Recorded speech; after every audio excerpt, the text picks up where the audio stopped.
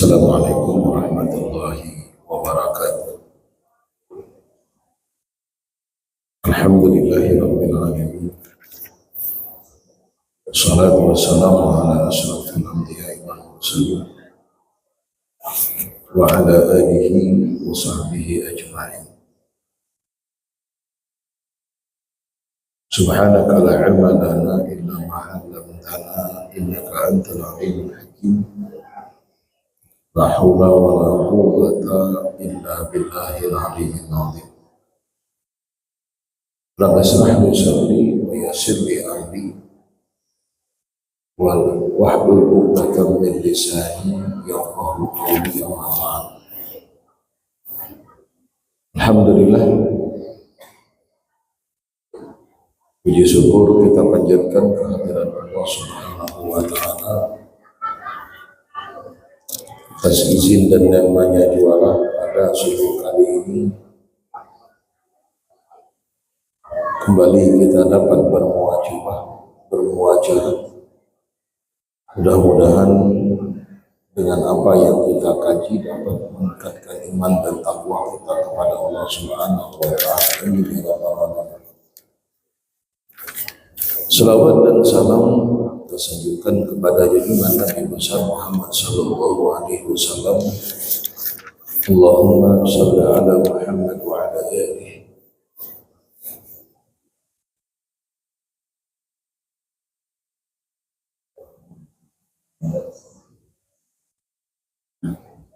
Wa an Ibnu Mas'ud radhiyallahu anhu anna Rasulullah sallallahu alaihi wasallam qala Ajiba rabbuna min rajulain.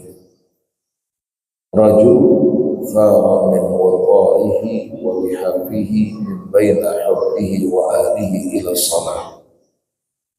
Fayaqulu Allah jalla wa ala ila abdi thara min firashihi wa wadaihi min baini hayyihi wa alihi ila salatihi raghbatan fi ma 'indi wa syafaqatan mimma 'indi wa rajulin ghaza fi sabilillah fanhazama an-nas wa 'alima ma 'alayhi min al-inhizam wa ma lahu fi rujuu faraja'a hatta uhriqa damuhu wa yaqulu Allah li malaikatihi unzuru ila 'abdi raja'an fima 'indi wa syafaqatan mimma 'indi hatta uhriqa damuhu rawahu Ibnu Hibban. Wa rawahu Yahya bin Abdin 'ajiba rabbuna min rajulin thara min waqa'ihi wa lihabihi min baini hawlihi wa alihi ila salati raqabatan fi ma 'indi wa syafaqatan mimma 'indi wa rajulin ghaza fi sabilillah fanhazama wa 'alima ma 'alayhi min al-inhizam wa ma lahu fi rujuu faraja'a hatta yuhriqa damah wa yaqulu Allah li malaikatihi unzuru ila 'abdi wa rajula raqabatan fi ma 'indi wa syafaqatan mimma 'indi hatta uqriqa damu aw kama qala sallallahu alaihi wasallam. Bapak dan Ibu jamaah salat subuh yang dimuliakan Allah, kalimat ajiba rabbuna min rajulain. Apa makna kalimat ajibah? Kalau kita terjemahkan ke dalam bahasa kita, Allah heran, Allah mengagumi dua orang. Ini dikisahkan min rajulain. Apa makna ujub di situ? Al-ujub huna bimana al-istihsan wa ridha. Artinya Allah meridai atas perbuatan dua orang ini. Itu makna ajiba rabbuna. Allah subhanahu wa ta'ala kagum terhadap dua orang, mengagumkan. Maknanya Allah meridhai dua orang ini. Allah ridha dengan apa yang dilakukan oleh dua orang ini. Allah memberikan pujian atas apa yang diperbuat dan dilakukannya. Itu makna kalimat ajibah, bukan berarti Allah terheran-heran, Allah terkagum-kagum seperti kita kagum, tidak. Tapi kagumnya Allah artinya Allah meridhai akan perbuatannya. Itu sama dengan hadis yang kita pernah kaji. Bainama rajulun yamshi bil tariq id wajada husna syaukin fa akharahu fa syakara Allahu lahu wa ghafara lahu. Kalau kita terjemahkan, ketika seorang lewat di suatu jalan lalu didapati ada syaukah, ada duri, paku, kaca atau sejenisnya, fa akharaha, dia singkirkan. Kalimatnya apa? Fasyakarallahu lahu wa ghafara lahu. Allah bersyukur untuknya, mengucapkan terima kasih kepadanya. Apa makna syakarallahu lahu? Kata ulama, asna ala ma qad fa'al wa radiya bima qad amal. Allah bersyukur, Allah berterima kasih, artinya Allah ridha dengan apa yang dia perbuat. Allah berikan pujian atas apa yang dia lakukan. Itu makna syakarallah. Itu sama juga dengan ajiba rabbuna, Allah ridha dengan yang dilakukan oleh dua orang ini. Allah memuji akan perbuatannya. Itu makna kalimat ajibah, bukan berarti Allah terkagum-kagum dengan kita. Allah bersyukur, berterima kasih dengan kita, bukan dengan makna seperti yang kita pahami dan yang kita lakukan dalam keseharian. Tidak. Itu gara-gara perbuatan menyingkirkan duri dari di jalanan untuk memberikan rasa aman atau keamanan terhadap orang lain, kepada orang lain. Allah puji perbuatannya, asna ala ma qad fa'al. Wa Allah berikan apa?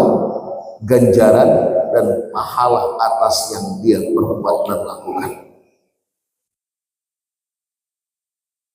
Ini kata ulama, walaysa huwa bimakna ta'ajjub, bukan seperti kagumnya kita, herannya kita kadang. Fa innahu la yaliqu billah, karena itu jelas tidak sesuai dan tidak layak bagi Allah.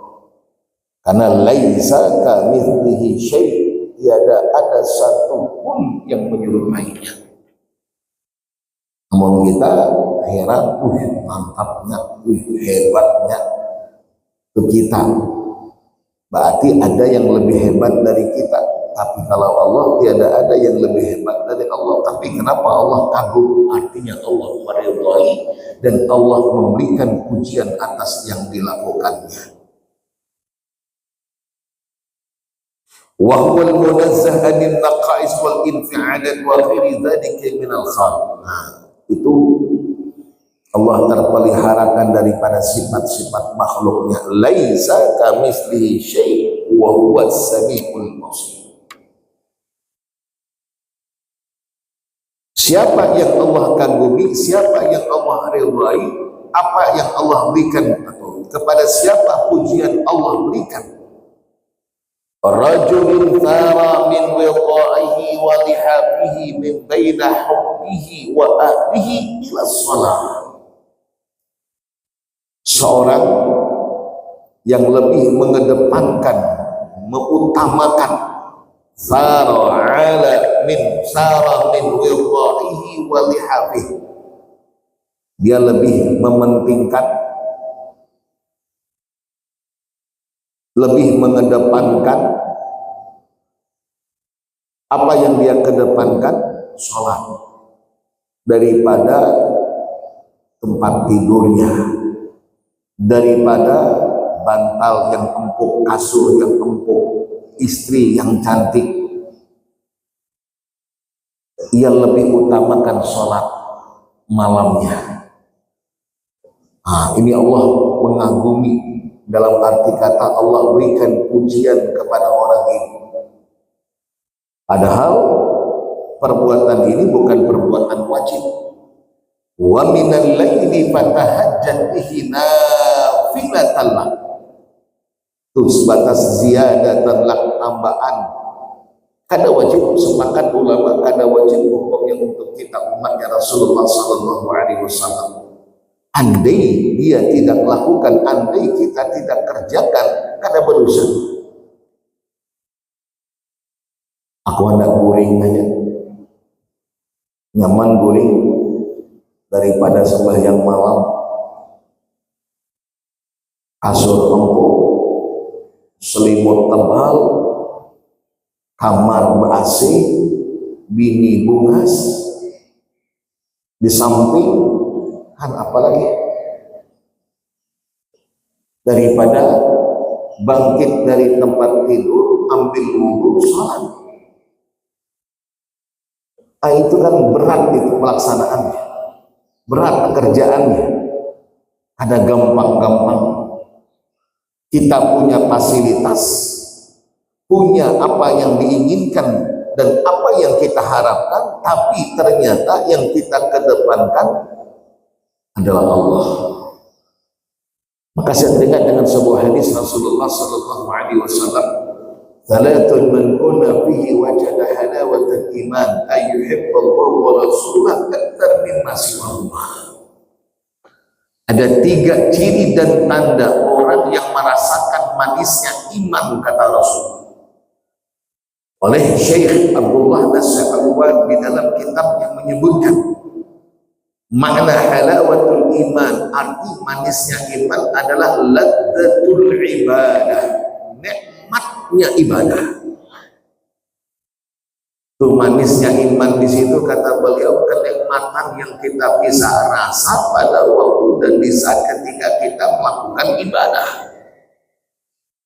Banyak kayak apa nikmatnya beribadah, kedua kita merasakan karena kita tidak pernah mencoba. Hendak merasakan, amalkan dulu amalannya. Ketika amalannya sudah kita amalkan, baru dapat rasanya. Tuhan sudah dapat rasanya, kada akan meninggalkan. Sekali hanya tertinggal sembahyang malam, sedihnya luar biasa. Itu bagi orang yang sudah merasakan nikmatnya. Tapi amun kada sudah mencoba, kada akan tahu rasa nikmatnya. Seakan-akan ulama-ulama kita berbual dengan ceritanya, kada. Itu ada seorang ulama, andai dengan mereka merasakan seperti apa yang kami rasakan, la akhalu wa la salabu, niscaya mereka yang zalim akan merampas apa yang kami dapatkan dengan kenikmatan ibadah kepada Allah. Tapi ini kada suah merasakan itu, kada suah mendapatkannya, makanya kada hendak merampas, kada kawa merampas, kada kawa mengambil, karena kada suah merasakan. Coba amun dirasakan, la salabu wa la akhadhu, niscaya mereka rampas dan mereka ambil dari kami, kata mereka.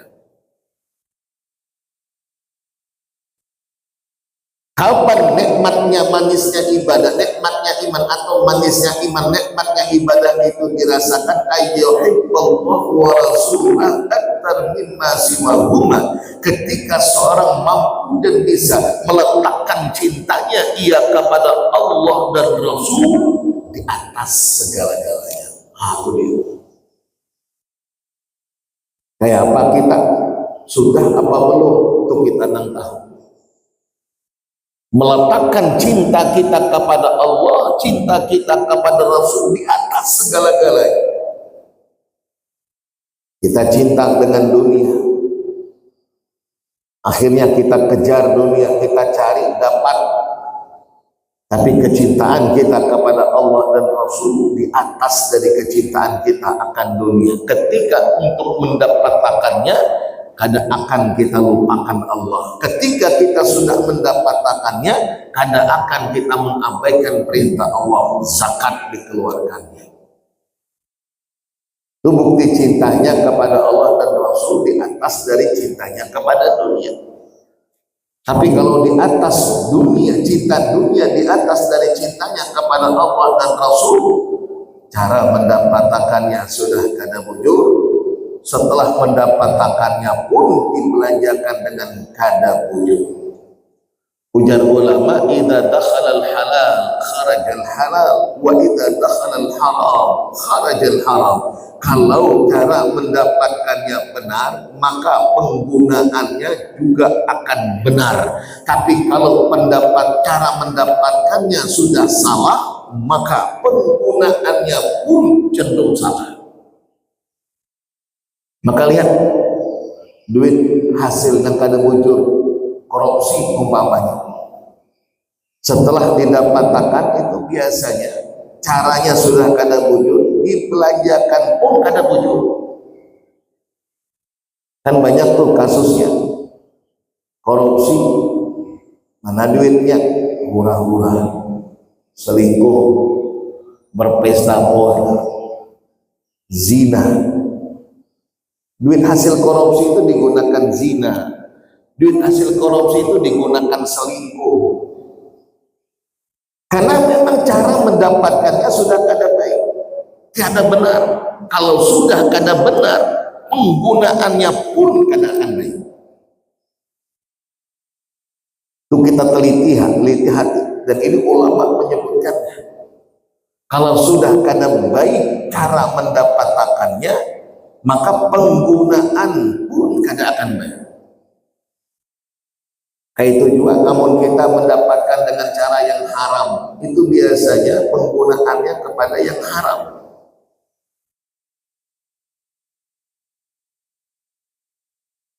Harus habis tanpa ada manfaat yang didapatkan. Apa istilah bahasa orang? Pencucian uang. Pencucian lain kan ada di besul, ada. Maksudnya mungkin kayak apa, biar supaya kada ketahuan kalau dia telah melakukan suatu tindak kejahatan, dihabiskan kepada mana, untuk apa? Untuk hal-hal yang kada ada manfaat. Karena dapatnya sudah kada wujud. Amun dapatnya baik, amun dapatnya benar, caranya insya Allah penggunaannya pun akan benar. Baik, kita kembali. Ini kata ulama, makna daripada rajulun thara wa min an yuta'i ay taraka firashahu aw ma nama ma yanamu alaihi bihimmatin wa nasyad. Rela inya kada guring, kada tapi banyak guring, ia lawan rasa ngantuknya, ia tinggalkan kasur empuknya, ia tinggalkan istrinya. Untuk apa? Untuk menghadap Allah Subhanahu wa ta'ala. Nah, itu dia. Maka Allah kagum dengan orang yang seperti ini. Kagum, artinya kagum di situ meridhoinya, memujinya. Ternyata aku, ujar Allah, lebih ia cintai ketimbang yang lainnya. Namun kadang kan nyaman gurih di kasur yang empuk sambil merangkap ini, nyaman gurih.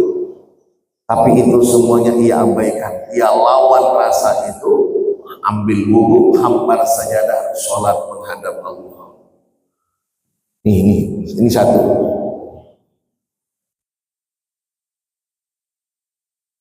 Fayaqulu Allahu jalla wa ala umuru ila abdi thara min firashihi wa wadaihi min baini ayyihi wa ahlihi ila salati raghabatan fi ma indi wa syafaqatan mimma indi.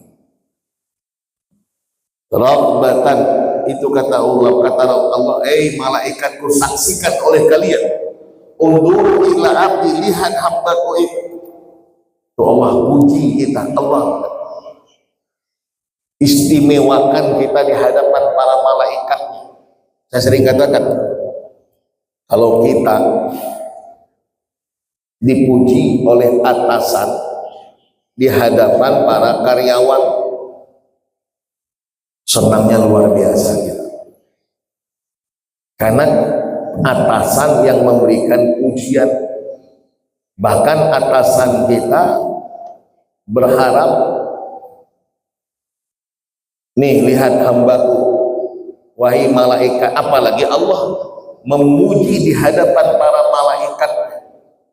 Kalau atasan kita sebagai kalau makhluk sebagai atasan kita memberikan pujian kepada kita di hadapan para bawahannya, stafnya, karyawannya, kita senang.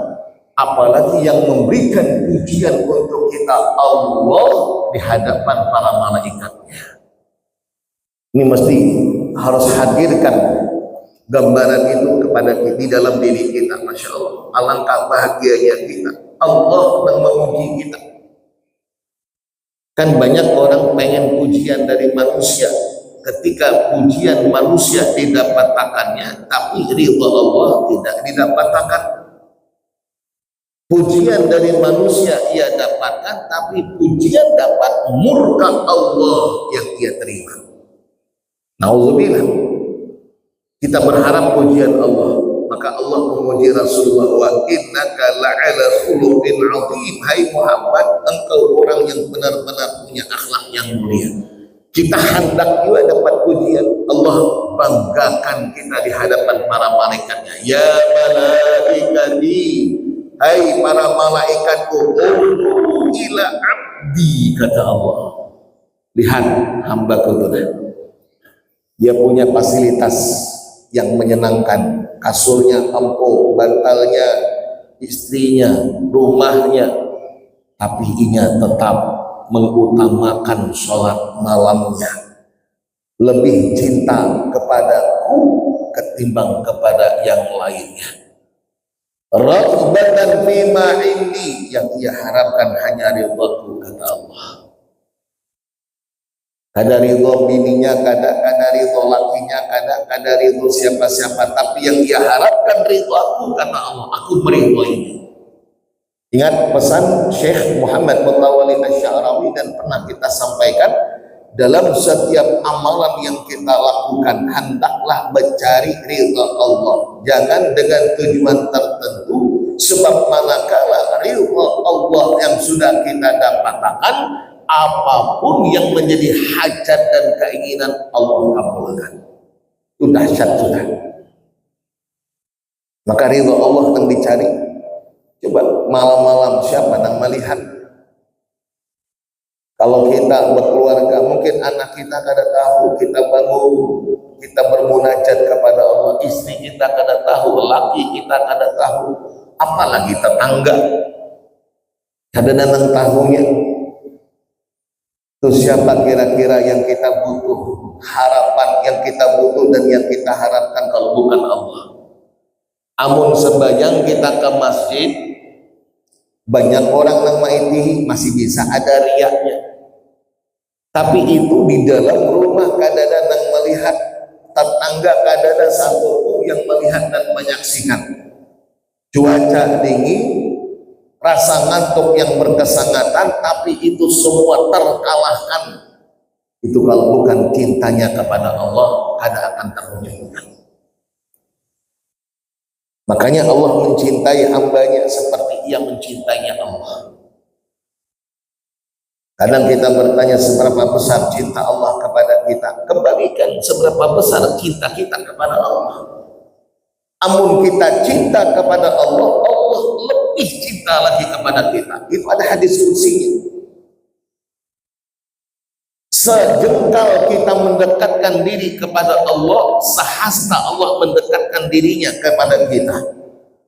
Sehasta kita mendekatkan diri kepada Allah, sedampak kita Allah mendekatkan diri dengan kita.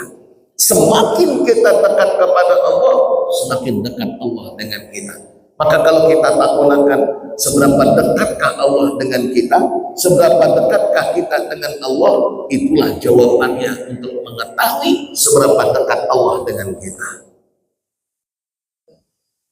Permintaan kita hendak dikabulkan seketika, tapi ketika Allah serukan hayya 'alas shalah, ujar kita kaina dahulu. Kaina dahulu, tanggung, rapat belum selesai. Kaina dahulu, tanggung, gawian belum selesai. Kaina dahulu, tanggung, kaina dahulu. Maka ketika kita minta, ya Allah, apakah ada dikabulkan juga kabila kau kabulkan hajat ulun ya Allah. Ulun dah minta pagi siang malam, setiap waktu sholat selesai sholat dikerjakan ulun minta, tapi kenapa kau kada kabulkan? Coba tanyakan pada diri kita ketika Allah serukan kita untuk sholat hayya 'ala sholat, sudahkah kita langsung mengejabahkan akan panggilannya? Ternyata kita seronganan yang mengulur-ulurnya. Kaina dahulu, kaina dahulu, kaina dahulu. Nah, ujar Allah, kau hanya mengulur. Kayak apa? Aku hendak melakasakan akan mengabulkan yang engkau inginkan. Kembalikan lagi kepada kita. Baik. Warajulin, dan yang kedua, warajulin, mana dia? Ghaza fi sabilillah fanhazaman nas wa alima ma alaihi minal inhizam wa ma lahu fir ruju'.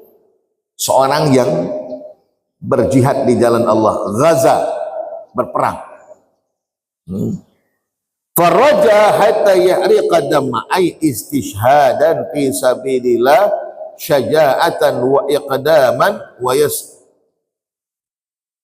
yas'aluhu lidinihi.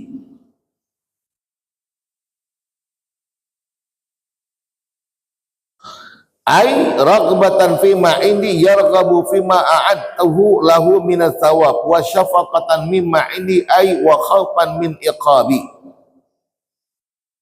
Nah, ujar Allah kepada malaikatnya, hei malaikatku, lihat hambaku itu, dia lakukan itu semua raghbatan fima indi. Mamana raghbatan fima indi ay yarghabu fima a'adtuhu lahu minats thawab. Apa yang sudah aku janjikan kepadanya daripada pahala dan ganjaran. Artinya yang ia harapkan hanya Allah saja. Apa yang kita lakukan Allah janjikan pahalanya ini, ganjarannya ini. Boleh apa kada? Boleh, asalkan itu selamat daripada Allah. Kada masalah dan hukumnya boleh. Itu mana raghbatan fima indi, yang dia harapkan hanyalah aku, kata Allah. Dengan apa yang aku janjikan akan aku berikan. Wa syafaqatan mimma indi, syafaqah ay khafa min iqabi, takut kepada siksaan dan azabku.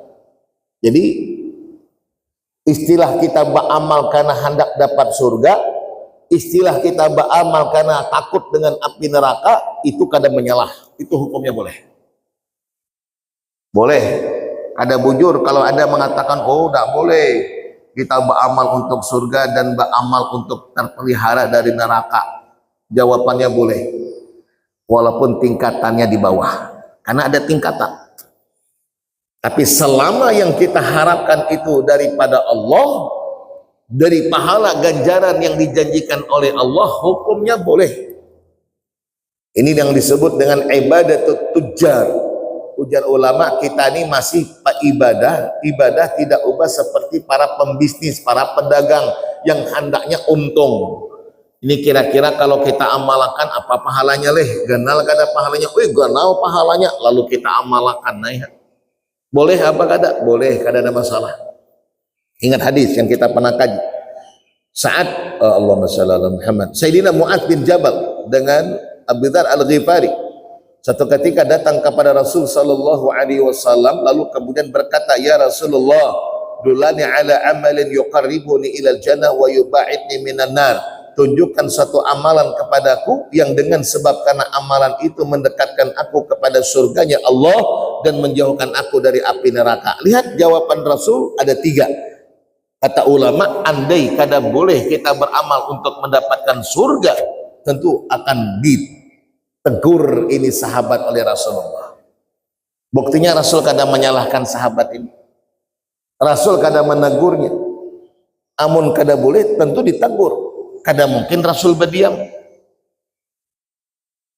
Kalau berdiam saat ketika dibutuhkan jelas tidak benar. Kalau itu salah tentu Rasul akan menegurnya. Tapi justru Rasul tidak memberikan teguran, bahkan memberikan jawaban. Itu makna kata ulama, beramal untuk surga yang diinginkan, beramal untuk terpelihara dari siksa dan azab neraka yang kita takuti, boleh hukumnya sekalipun tingkatannya tingkatan rendah. Maka ujar ulama, selama yang kita harapkan itu bukan daripada makhluk, tapi dari yang menciptakan makhluk, maka hukumnya boleh. Yang tinggi itu ridhonya. Maka ada satu kisah dalam kitab Allahumma shalli alaihi kitab Durratun Nasihin. Walaupun kitab ini banyak Israiliyatnya kata ulama, banyak hadis-hadis yang dhaif, mengisahkan seorang abid rajin ibadah. Suatu ketika Allah perintahkan malaikatnya untuk menemuinya dan memberitakan kepadanya, innaka lan tadkhulal jannah bi'amalik. Disampaikan fulan, sungguh sekali-kali kau tidak akan masuk surga dengan sebab karena amalanmu. Kau beramal, beribadah, kada akan masuk ke dalam surga dengan ibadah yang kau lakukan. Apa ujarnya? Aku beribadah ini bukan hendak mencari surga. Aku beribadah ini hendak mencari ridha Allah, sebab Allah perintahkan kepadaku dalam penciptaan aku di dunia, wa ma khalaqtul jinna wal insa illa liya'budun. Tidaklah sekali-kali aku ciptakan jin dan manusia kecuali untuk menyembah Allah, beribadah kepada Allah. Maka aku lakukan ini karena Allah, bukan karena berharap surga, takut neraka, kada. Ini orang kada ampeh beribadah, walaupun dijanjikan kada akan masuk surga dengan ibadahnya, kada ampeh. Nah, ini tingkatan tinggi. Amun tingkatan rendah, ketika diberitakan kau tidak akan masuk surga dengan amalanmu, atuh nang bisa ampeh itu. Aja amun kaya itu segan apa pulang beramal, magin kada masuk surga. Paraya sekalian, itu tingkatannya tingkatan rendah. Nah, kita nih masih di tingkat mana? Ya kita belajarlah untuk meninggikan tingkatan derajat kita di sisi Allah. Ada prosesnya. Terpaksa pertama mungkin melakukannya, lawas-kalawasan kok terasa nyaman, mulai ada lagi terpaksa, mulai sudah hendak ada keinginan, nanti ada sampai kebutuhan, kita merasa butuh, bukan Allah yang butuh dengan kita, kita nang butuh Allah. Maka ibadah yang kita lakukan bukan untuk Allah tapi untuk kita, maka terasa itu sudah ada syauk, ada rindu, ada kangen bahasa kita. Makanya kalau sudah orang rindu dengan Allah, kada akan mau berpisah dengannya. Nah itu tingkatan-tingkatan tinggi sudah, namun kita masih dalam tahapan-tahapan awal, masih belajar kita. Tapi kita upayakan itu sehingga kita amal kada akan ampeh sebab karena sesuatu, jangan sampai, naudzubillah. Baik, ini makna kalimat raghbatan fi ma indi. Wa amma kalimah, adapun faraja hatta yahri qadamah istishhadan wa alima ma alaihi minal inhizam, seorang yang berperang, yang dia paham apa yang akan didapati di dalam peperangan. Ketika dia perang untuk membela agama Allah, pasti akan terancam nyawanya, kehilangan harta bendanya, bahkan menjadi taruhan akan jiwa raganya. Tetapi itu semua tidak mengendorkan semangat juangnya, karena ia mengharapkan ridha Allah subhanahu wa ta'ala. Wa ma lahu fir ruju faraja hatta uhriqa dama fayaqulu Allah li malaikatih, berkata Allah kepada para malaikatnya, unduru ila abdi, lihat hambaku itu, rajaan fi ma indi, dia berharap apa yang aku janjikan kepadanya, yaitu mati-mati syahid. wa safaqatan mimma indi hatta uqriqa dammah, sampai mengalir darahnya, artinya sampai matinya mati syahid. Kada ketakutan. Makanya saudara kita yang ada di Gaza, kita ingat kayak apa saat ditawari. Kalau tidak khilaf itu ditawari, sudah kalian mengasingkan diri saja, keluar dari Gaza, diamankan, bukan dikucilkan, diamankan di tempat pengasingan biar supaya aman. Apa kata mereka? Kada. Kenapa kami mesti harus buka lari, sementara di hadapan kami Allah sudah tampakkan surga? Nanti coba, walau nyawa yang jadi taruhannya, surga sudah ada di hadapan kita. Kalau slogan daripada Ikhwanul Muslimin, ish karimah au mut syahidah, hidup mulia, mati syahid. Hiduplah dengan mulia, kalau matinya mati syahid. Kadang-kadang sia-sia tuh, kadang-kadang hidup mulia, kalaupun mati tapinya mati syahid, bukan mati konyol. Kadang lain dengan Israel, tentara Zionis, mati konyol. Pejuang Palestina, mereka sudah melihat ada surga di hadapan mata, Allah tampakkan sudah di hadapan mereka dengan ganjaran dan pahala. Kenapa kami mesti buka? Kenapa kami mesti lari? Kada, ujar sini. Itu luar biasa, jiwa pejuangnya luar biasa. Anak-anak pun kada ada lagi takutan, karena yang dia pikirkan tuh syahid, yang dia inginkan justru syahid. Makanya Allah kagum kepada orang yang sekalipun harus merelakan harta bendanya, jiwa raganya untuk membela agama Allah, untuk mendapatkan predikat syahid di jalannya. Allah katakan di dalam Al-Quran, kurang lebih fima ma'nal ayat, ayatnya yang artinya, janganlah sekali-kali engkau mengira mereka itu mati, yang berjuang di jalan Allah itu mati, balhum ahya, tapi sesungguhnya mereka itu hidup. Karena kadang mati hakikatnya, kelihatannya zahirnya iya mati, tapi hakikatnya kada. Matinya mati syahid. Minas syuhada wal minas syuhada, termasuk daripada orang-orang yang mati syahid. Itu kada dimandiakan, dikuburakan seperti jasad yang ditemukan. Darah-darahnya, pakaiannya itu akan bersaksi di hadapan Allah bahwa ia telah melakukan satu perbuatan yang mulia, dan jasadnya tidak akan hancur. Makanya Sayyidina Hamzah syahid Uhud, ketika pernah terjadi di kota Madinah banjir besar, termasuk daerah Gunung Uhud, banyak para syuhada yang dimakamkan di daerah itu hanyut karena pasir terkikis terbawa arus. Kelihatan para syuhada jasadnya